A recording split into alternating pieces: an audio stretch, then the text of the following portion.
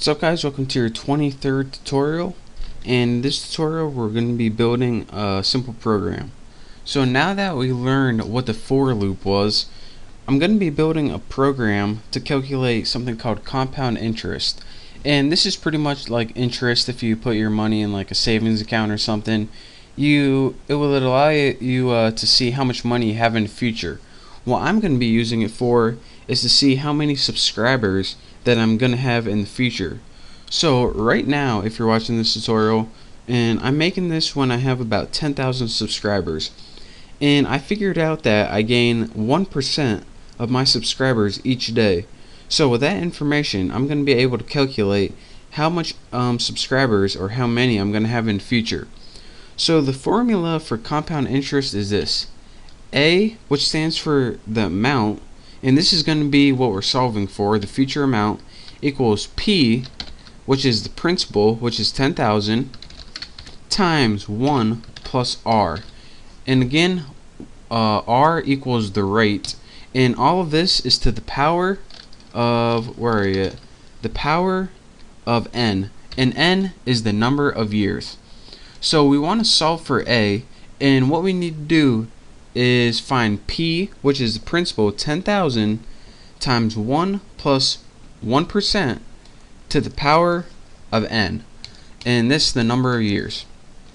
So if this sounds really complicated, let me show you guys how to do this using a for loop, and you will be substantially impressed, I promise you.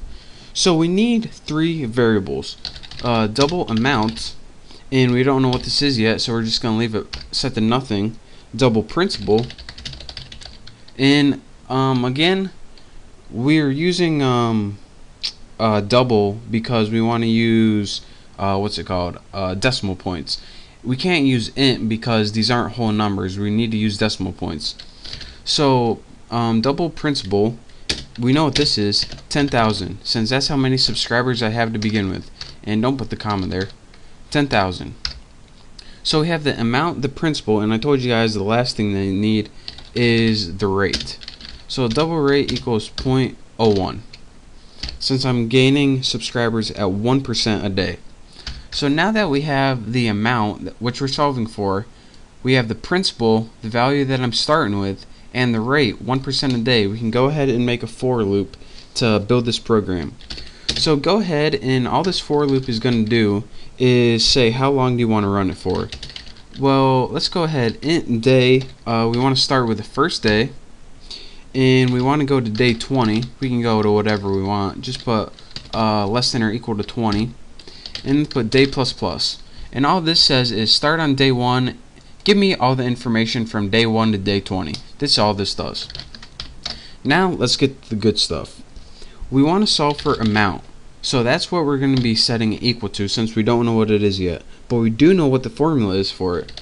It's principal, and make sure you type these right, principal, and again you need to times this by something to the power, and this calls for an outside method that's math.pow.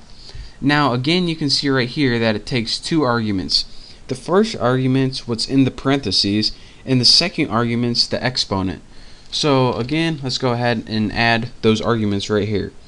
The first thing, what's in the parentheses, is 1 plus rate. And what do you want to give the exponent? Year. Or let's see what it was, day actually. So now we have 1 plus rate, which is amount equals principal, which is 10,000, times 1 plus 0.01 to the day, and that day is going to loop. So now all we have to do is print this out on the screen. System out print line, and let's go ahead and print year, actually day. Again, whenever you use like compound interest and stuff, you usually use year, but no one really uses day unless you're looking at YouTube subscribers, so that's why I keep typing year. Plus, and add a couple spaces, amount. There you go. So let's go ahead and run this, and I'll show you guys what it does. So now we have a list down here that says how many subscribers I'm going to have each day. So on the end of the first day, or after one day, I'm going to have 10,100 subscribers. That sounds about right. That's 1%. And as you can see, at the end of 10 days from now, I'm going to have 1,146 subscribers and a couple half subscribers here. And at the end of 20 days, I'm going to have over 12,000 subscribers. So that is how you can build a program to calculate something like investments or your mortgage payments or something like that. Again, let me show you guys how this works one last time, as I always do. We needed principles. We needed 3 variables because that's how many variables are in this formula.